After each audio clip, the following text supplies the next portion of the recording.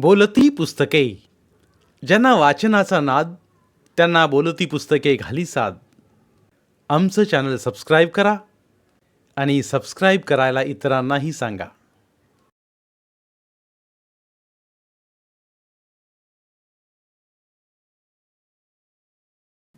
नमस्कार श्रोते मित्र हो. बोलती पुस्तके सादर करत आहे ज्येष्ठ लेखिका रेखा राव लिखित कथा आठवते का.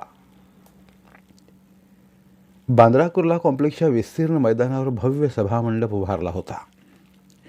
गेले 4 दिवस तेथे विष्णूशास्त्री पुराणिकांचं विविध विषयावर व्याख्यान चालू होतं. त्यासाठी प्रचंड गर्दी होत होती. लांबून लांबून लोक येत होते. काही जणांनी तर त्यासाठी खास 5 दिवसांची रजाही घेतली होती.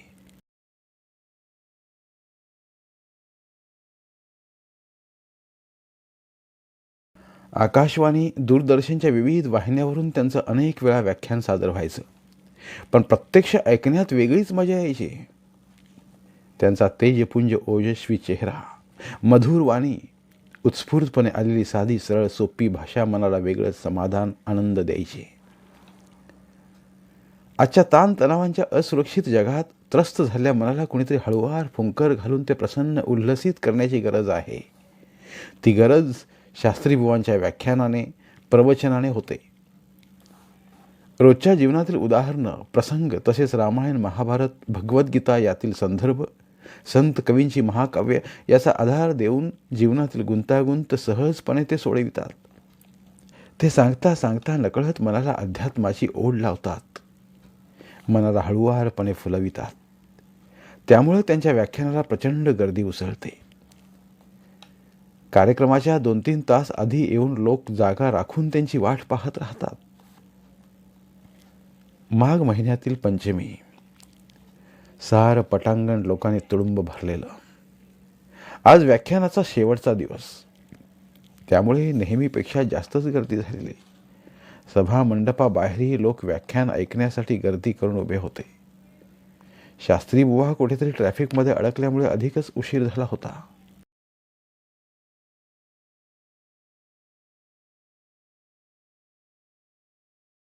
लोकांमध्ये कुजबूज, अस्वस्थता वाढत होती. मंडपात एकमेकांना भेटणं, बोलणं चालू होतं. या पार्श्वभूमीवर बुवांच्या भजनाची कॅसेट चालू होती. लोक बुवांना पाहायला, ऐकायला इतके आतुर झाले होते की कुणी दुसरे येताच बुवा आले म्हणून एकच गोंधळ उडत होता. इतक्या मोठ्या जनसमुदायाला आवरणं स्वयंसेवकांना कठीण जात होतं. ध्वनिक्षेपकावरून आयोजक शांतपणे एका जागेवर बसून घ्या, लवकर बुवा येतील आणि कार्यक्रमाला सुरुवात होईल म्हणून सारख्या सूचना देत होते. पण कुणीही त्याकडे लक्षच देत नव्हतं. शालिनीबाई शेजारणीच्या सोबतीने 2 तास आधीच येऊन बसल्या होत्या. त्यांना कधीपासून बुवांचं व्याख्यान प्रत्यक्ष ऐकायचं होतं. पण तब्येतीच्या तक्रारीमुळे त्या आजपर्यंत येऊ शकल्या नव्हत्या.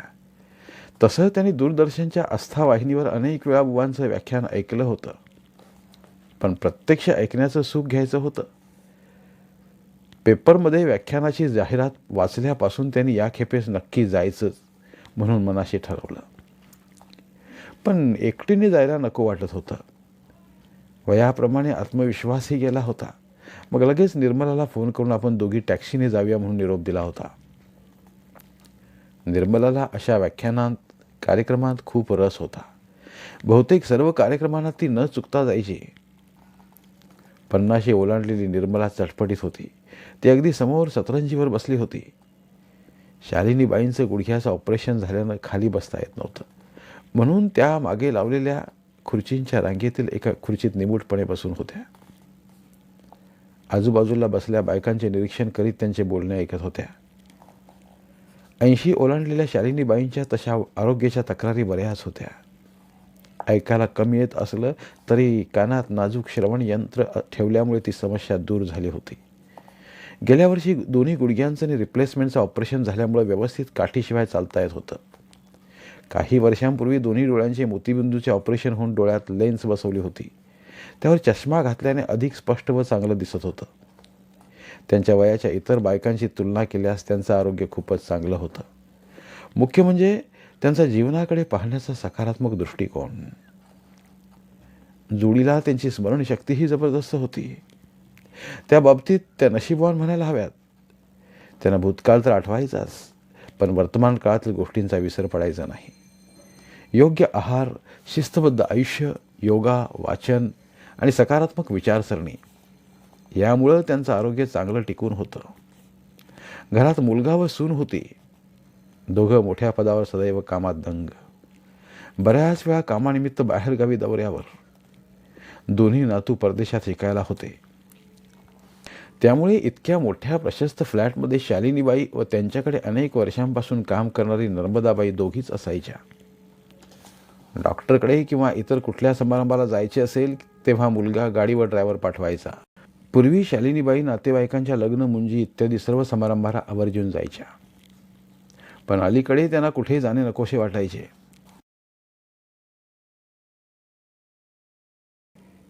कधी मुलाने फारच आग्रह केला तरच त्याच्याबरोबर लॉंग ड्राईव्हला जायच्या. नाहीतर दूरदर्शन पाहणं, वर्तमानपत्र वाचणं, फोनवर नातेवाईकांशी, मित्रमैत्रिणींशी बोलणं यात वेळ जायचा. शालिनीबाईंची कुणाविषयी कधीच कसलीच तक्रार नव्हती. असलेल्या गोष्टीत समाधान मानणं, त्याचा आनंद घेणं हेच त्यांचं आजपर्यंतच्या जीवनाचं ब्रीदवाक्य होतं. 20 वर्षांपूर्वी त्यांचे पती वसंतराव अचानक हार्ट अटॅकने गेले. तेव्हा त्या पार खचून गेल्या होत्या. दुःखानं मोडून गेल्या होत्या. त्यावेळी त्यांच्या एकुलत्या एका मुलाने, समीरने खूप आधार दिला. हातात परदेशी जाण्याची संधी आली असताना ती नोकरी न घेता आईसाठी भारतात राहिला. तिला नैतिक, मानसिक धैर्य दिलं. त्यामुळे त्या सावरल्या आणि खंबीरपणे उभ्या राहिल्या. त्या आज तागायत. अजून शास्त्रीबुवांचा पत्ता नव्हता. शालिनीची कुणाशी ओळख नसल्याने तोंडाला कुलूप लावून आजूबाजूच्या बायकांचं निरीक्षण करीत होत्या. त्यांच्या बाजूलाच बसल्या 2 स्त्रिया सारख्या उठबस करीत होत्या. मागच्या पुढच्या रांगेतील बायकांशी खुणा करून, मान वर करून करून बोलत होत्या, हसत होत्या. त्यावरून त्यांचा बऱ्याच जणांशी दाट संबंध असावा असे वाटत होते. त्यातील गोरटेली, नीटनेटकी 40च्या आसपासची ती यव्वना उभी राहिली आणि पुढील रांगेतील एका स्त्रीला खुणावत त्या शेजारच्या बाईला बोलावं म्हणू लागली. जसं त्या स्त्रीनं मागं पाहिलं तसा तिचा चेहरा आनंदाने उजळून निघाला. ती कोकणीत मोठ्याने बोलली, काकू, इकडे इकडे बघ. तू बेंगळूरहून कधी आलीस? अय्यो, हेमा होय. आम्ही येऊन आठवडा झाला. कशी आहेत सगळी? मी उद्या फोन करीन, मग सविस्तर बोलू. हो, चालेल चालेल. इतक्यात तिच्या बाजूला बसली तिची मैत्रीण म्हणाली, अगं हेमे, ती बघ सीमा तुला बोलावते आहे. कुठं ग? मागून 4थ्या लाईनीत. ती बघ, निळ्या पंजाबी ड्रेसमधली तुला हात करते. अय्या, खरंच किती वर्षांनी भेटत आहे. चल, मी जरा जाऊन येते. माझी जागा ठेव, मी आल्यावर तू जा. ती लगबगीने उठून गेली. शालिनीच्या मनात आलं, ही तरुणी बरीच पॉप्युलर दिसते. शिवाय आपली जातवाली म्हणजे कोकणी भाषिक. का कोण जाणे शालिनीबाईला त्या अपरिचित तरुणीविषयी मनात जिव्हाळा दाटून आला. मघापासून केवळ त्या स्त्रीचं निरीक्षण चालू होतं. आता तिची कोकणी भाषा ऐकताच आपल्यातीलच कोणी जवळची आहे असं वाटलं. त्या विचाराने स्वतःचीच गंमत वाटली. सीमाला भेटायला गेलेली ती केवळ तिच्याशीच नाही तर आजूबाजूला अनेक ओळखीच्या स्त्रियांशी बोलून हसून बऱ्याच वेळाने आली. तशी तिची मैत्रीण फुरंगटून म्हणाली, काय हेमा, अगं किती बोलायचं ते. आता शास्त्री बुवा येतील. माझं सुलभाला भेटायचं राहूनच गेलं. अगं काय करू, सीमाला भेटायला गेल्यावर कुणी ना कुणी ओळखीचं भेटेल. हाक मारून बोलावल्यावर काय करणार. I am so sorry. जा पटकन जाऊन भेटून ये. राहू दे आता, मी उठत नाही. इतक्यात शास्त्री बुवा येतील. मी फोनवर बोलेन तिच्याशी. बाई ग, बोलून बोलून घसा सुकला माझा. पाणी पिते थोडंसं, म्हणत हेमानं पर्समधील पाण्याची बाटली काढली. 2-3 घोट पाणी प्यायली. शालिनीबाईंना कधीची तहान लागली होती. येण्याच्या घाईत पाण्याची बाटली डायनिंग टेबलावरच विसरली होती. सभा मंडपाच्या दुसऱ्या टोकाला पिण्याच्या पाण्याची व्यवस्था होती. पण इतका प्रचंड जनसमुदाय ओलांडून तिकडं जाणं शालिनीबाईंना नको वाटत होतं. काय करावं बरं? शेजारणीकडे पाणी विचारावं का? अजून बुवानं याला किती वेळ आहे माहीत नाही. आल्यावर 1.5-2 तास व्याख्यानात जातील. घसा तर इतका कोरडा झाला आहे, व्याख्यानात लक्षही लागणार नाही. मनातील संकोचाचा पदर पार करीत त्या शेजारणीला म्हणाल्या, मला 2 घोट पाणी मिळेल का? घाईत मी पाण्याची बाटली टेबलावरच विसरले. अजून बराच वेळ बसायचा आहे, घसा कोरडा झाला आहे. इश, 2 घोट काय, चांगले 4-5 घोट पाणी प्या. पाऊण बाटली शिल्लक आहे. अजून लागलं तर माझ्या मैत्रिणीकडे आहे, काळजी करू नका. शालिनी, तू आणलीस ना पाण्याची बाटली? हो. हवी का? आत्ता नको, नंतर लागली तर बघू. मावशी, तुम्ही निसंकोचपणे पाणी प्या. ही घ्या बाटली. शालिनीने अर्धी बाटली पाणी संपवली.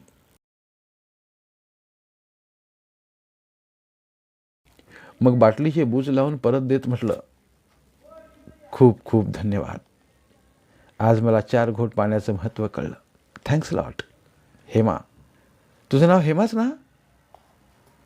अय्या, तुम्हाला कसं कळलं? अगं, मगापासून मी ऐकते ना तुमचं संभाषण. सॉरी, मुद्दाम नाही. एकटी बसले ना, आपोआपच कानावर पडलं. तुमची मातृभाषा कोकणी की काय? हो, आम्ही GSB म्हणजे गौड सारस्वत ब्राह्मण. हो का? मी सुद्धा. तुमचं मूळचं गाव कोणतं? आडनाव काय? अर्थात सांगायची इच्छा असेल तरच सांगा, नाहीतर मनात म्हणाल म्हातारला चौकशीच फार. हिला काय काम करायचं? पाणी दिलं मुकाट्यानं पी आणि गप्प बस. मावशी, तुम्ही असं का म्हणता बरं? तसं नाही ग. अलीकडे तरुण पिढीला फार प्रश्न विचारलेले आवडत नाहीत. मावशी, तुम्ही समजता तितके तरुण नाही मी. नुकतीच मराठी ओलांडली या. अर्थात मनाने खूप तरुण आहे बरं. ती खळाळून हसली. तिचे मोत्यासारखे पांढरे शुभ्र दात एकदम चमकले. डाव्या गालावर बारीकशी खळी उमटून गेली. हो, खरंच. बरं, यू लुक सो यंग. मला वाटलं 40च्या आसपासच्या असशील. छान फॉर्म ठेवला आहेस. Keep it up. Thanks for the compliments. शालिनीबाईंच्या प्रशंसेने हेमाच्या अंगावर मुठभर मांस चढला. स्वतःची प्रशंसा ऐकायला कोणाला नाही आवडत. त्यातून एका अनोळख्या वयस्क स्त्रीकडून. का कोण जाणे, हेमाला त्या स्त्रीबद्दल आपुलकी वाटली. कदाचित प्रशंसेचा परिणाम असेल, नाहीतर त्या स्त्रीच्या बोलण्याचा. मावशी, तुम्ही कुठून आलात? एकट्याच आलात? मी मुलुंडहून आले. माझ्या शेजारणीला सोबत घेऊन आले. आम्ही टॅक्सीने आलो. ती पुढे सतरंजीवर बसली. तिला समोर बसून मन एकाग्र करून ऐकायला आवडतं. मला खाली बसता येत नाही. तुम्ही कुठून आलात? मी बोरीवलीला राहते, पण मूळची मंगळूरची. अरे, मी सुद्धा मंगळूरची. तुझं पूर्वाश्रमीचं नाव काय? शानभाग. मी पूर्वीचे शेनॉय. अगं, माझ्या कॉलेजात दिनकर शानभाग नावाचा मुलगा होता. सगळे त्याला दिनू म्हणायचे. तू ओळखतेस का त्यांना? तुझ्या नात्यातीलच तर नव्हे? दिनकरजी शानभाग ना? अय्या, ते तर माझे वडील. मी त्यांची ज्येष्ठ कन्या. काय? त्या अनपेक्षित धक्क्याने शालिनीचा चेहरा आनंदाने उजळला. म्हणतेस काय तू मुली? कुठं असतात ते? कशी आहे त्यांची तब्येत? कोण कोण असतं घरी? शालिनीच्या मनात उत्सुकता काठोकाठ दाटून आली. डोळ्यांत अनेक प्रश्नचिन्हे उमटली. शालिनीची आतुरता हेमाला जाणवली. वयाच्या मानाने तसे ते खूप चांगले आहेत. हिंडून फिरून आहेत. स्वतःची कामं स्वतः करतात. त्यांनी वयाची 85 ओलांडली. काही महिन्यांपूर्वी आम्ही त्यांचा वाढदिवस साजरा करायला मंगळूरला जमलो होतो. वा, छान. तुझी आई कशी आहे? तिला जाऊन 40 वर्ष झाली. अचानक हेमाचा गळा दाटून आला. ओ, आय एम सॉरी हेमा. दिनूजवळ कोण असतं? माझा धाकटा भाऊ, वहिनी आणि त्याची 2 मुलं. भावाचा तिकडे बिझनेस आहे. तू दिनूला कधी फोन केलास तर माझी आठवण जरूर सांग. म्हणावं, मालिनी उर्फ मालू शेनॉय भेटली होती. जर त्यांना आठवलं नाही तर हा किस्सा सांग, जरूर आठवेल. त्या आठवणीनं शालिनीच्या सुरकुतलेल्या चेहऱ्यावर झळाळी आली. गालावर लाली पसरली. सोनेरी जाड चष्म्याआडचे पिंगट घारे डोळे लकाकले. अंगातून आठवणींच्या गोड लहरी झंकारून गेल्या. स्वतःला थोडंसं सावरत रुमालानं घामेजलेला चेहरा टिपत त्या म्हणाल्या, बरं का हेमा, दिनू माझ्याहून 2 वर्ष सिनियर, आमच्या कॉलेजचा हिरो, आर्ट सर्कलचा सेक्रेटरी, दिसायला देखना, गोरापान, उंच, आकर्षक व्यक्तिमत्व. सगळ्या पोरी त्याच्यावर जीव टाकायच्या. हा हार्मोनियम, व्हायलिन, माउथ ऑर्गन वाजवायचा, नाटकात कामं करायचा, नकला छान करायचा, शिवाय टेबल टेनिस, बॅडमिंटन खेळायचा, अभ्यासातही हुशार. असा ऑलराऊंडर कुणाला नाही आवडणार. मुलींमध्ये तर त्याच्याशी मैत्री करण्यासाठी जणू स्पर्धा लागलेली असायची. थोडंसं थांबून एक दीर्घ श्वास घेत त्या पुढे म्हणाल्या, अगं, तू माझ्या बोलण्याने कंटाळली तर नाहीस? छे छे, उलट पप्पांच्या तारुण्यातील कॉलेजमधले किस्से ऐकायला वेगळीच मजा येते. सांगा तुम्ही. हा किस्सा सांग म्हणजे त्यांना एकदम आठवेल. तेव्हा मी 2nd इयरला होते. दिनू फायनलला असावा. मला एक दिवस कॉलेज कंपाऊंडमध्ये सोन्याचा पट्टा असलेलं एक घड्याळ सापडलं. काय करावं समजेना.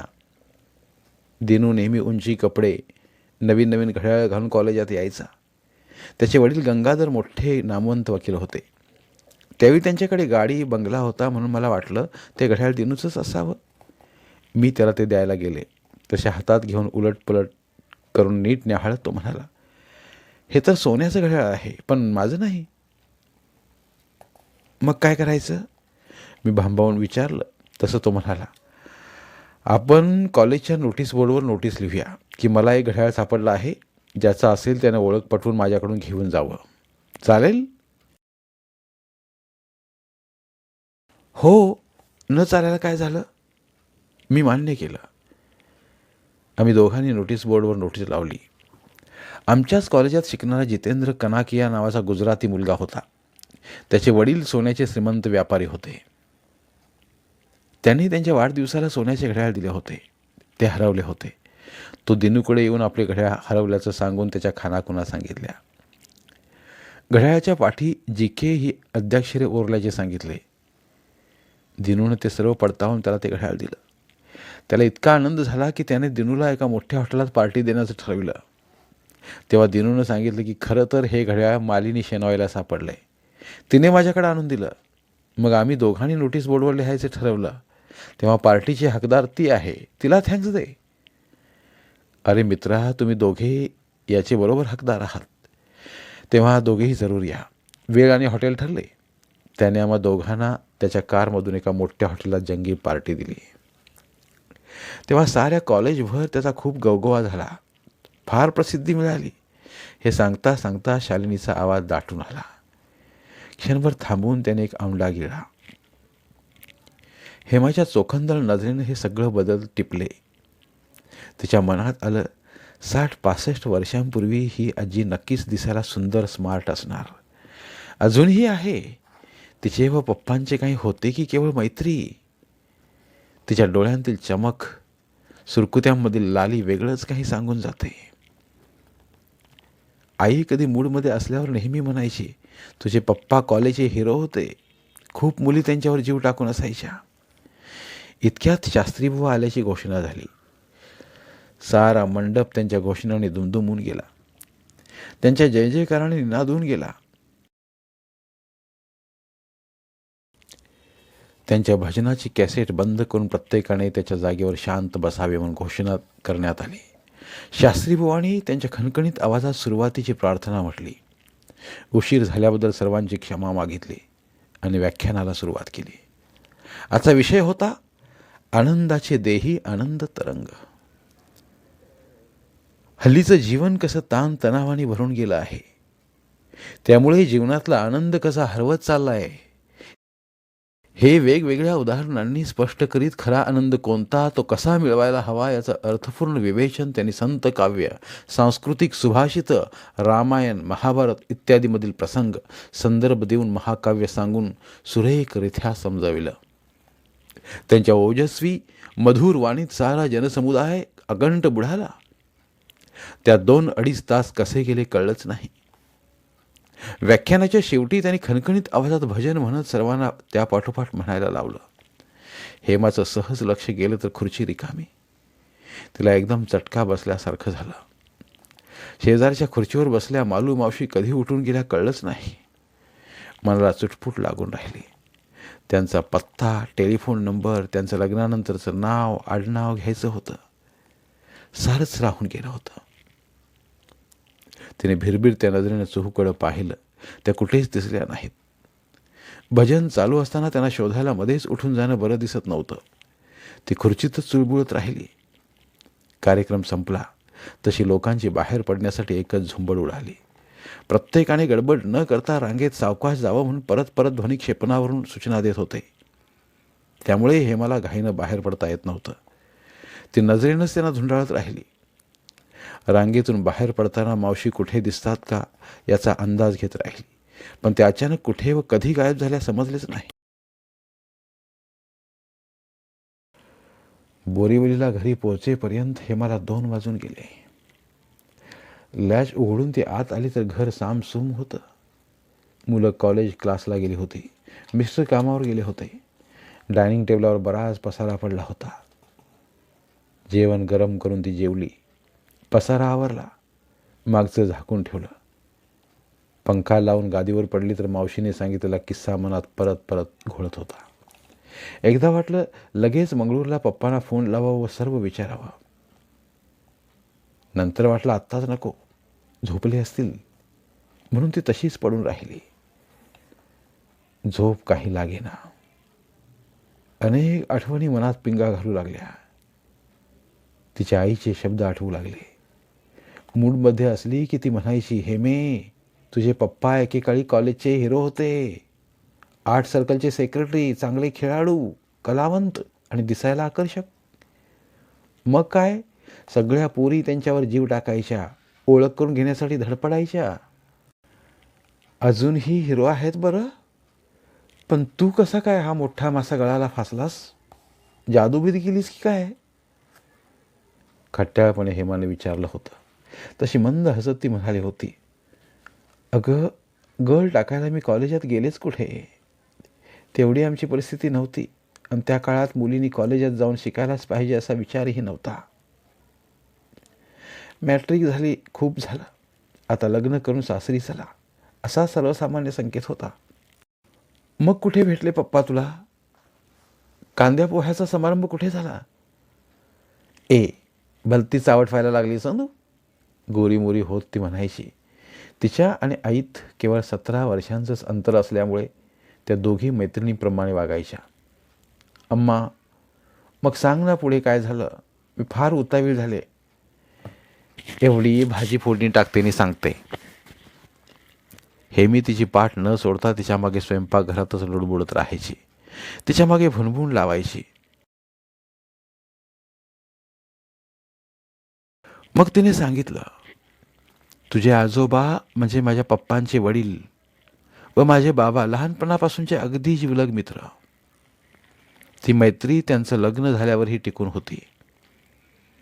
त्यावेळी त्यांनी ठरवलं होतं की बाबांना मुलगी झाली व त्यांना मुलगा झाला तर ते मुलीला सून करून घेणार, कारण त्यांच्या घराण्यात मुली फार कमी होत्या. ते मित्रांचं बोलणं ठीक आहे ग अम्मा, पण पप्पाने आमच्या हिरोनं याला संमती दिली कशी? न देऊन काय करणार? नकार देण्याची त्यांची हिंमतच कुठे होती? त्या काळात वडिलांची खूप सत्ता चालायची. ते म्हणतील ती पूर्व दिशा. त्यातून तुझे आजोबा गावातील नामवंत वकील. त्यांचा दरारा दबदबा खूप होता. मी मात्र त्या सर्वांखाली अगदी दबून जायची. तिचा कंठ हळवा व्हायचा, डोळे भरून यायचे, पण हेमा तिला घट्ट मिठी मारायची. तिची आई गुणांची मूर्तिमंत पुतळी होती. कधी कुणाला दुखवायची नाही की उलट बोलायची नाही. सर्व शांतपणे सोसत राहायची. दुसऱ्यावर प्रेम करायची. शांता नाव तिचं. नावाप्रमाणे शांत, कोमल, प्रेमळ, हळवी अशी ही प्रेमळ आई कसलासा आजार घेऊन थकली गेली. तेव्हा मी कॉलेजात होते.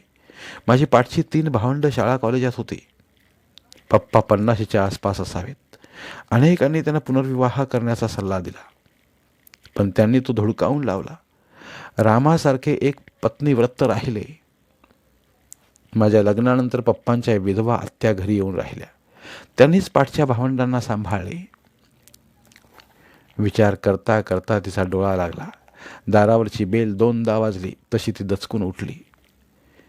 घड्याळात 5 वाजून गेले होते. दारात कुरिअरवाला उभा होता. सही करून पत्र घेतले.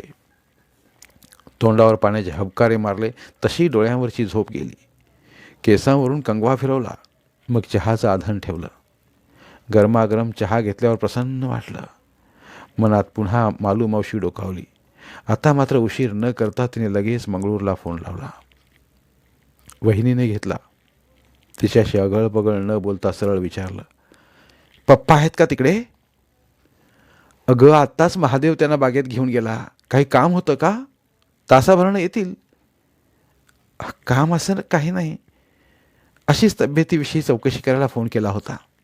मी करीन नंतर. बरं, ठेवू आता. Okay, bye. फोन बंद केला.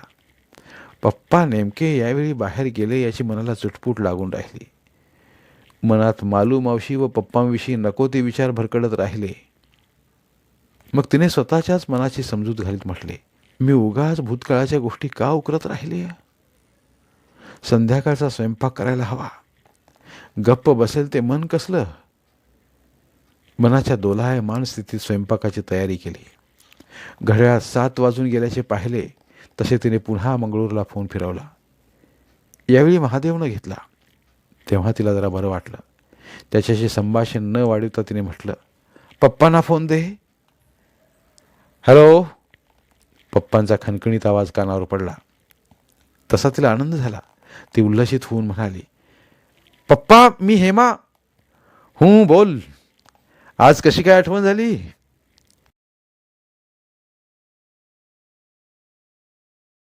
हो, काय पप्पा, मला तुमची आठवण येते, पण फोन करणं जमत नाही. मग आज कसं काय जमलं?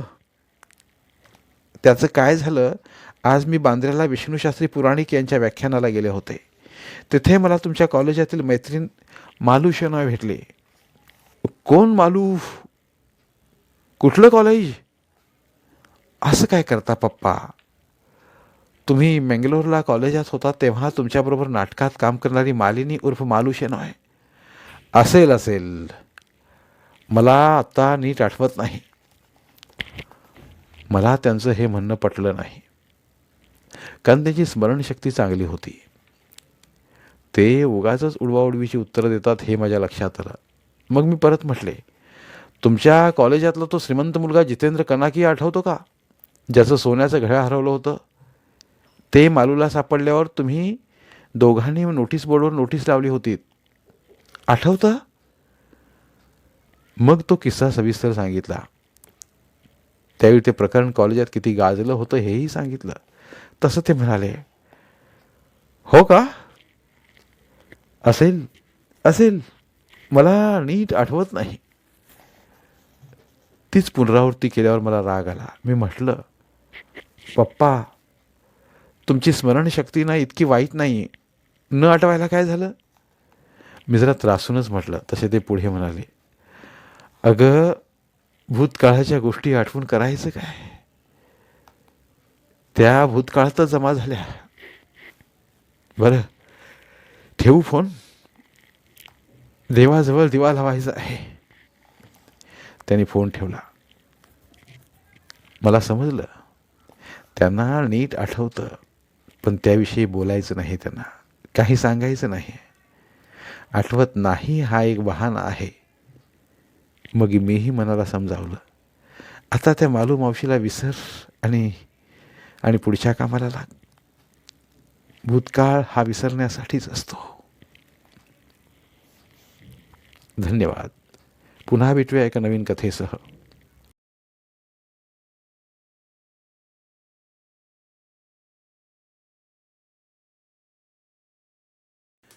धन्यवाद. प्रिय श्रोते मित्र हो, आपल्यासाठी एक आवाहन. आमच्या चॅनलच्या प्लेलिस्ट विभागात तुमच्यासाठी शेकडो कादंबऱ्यांचे ऑडिओ बुक्स उपलब्ध आहेत.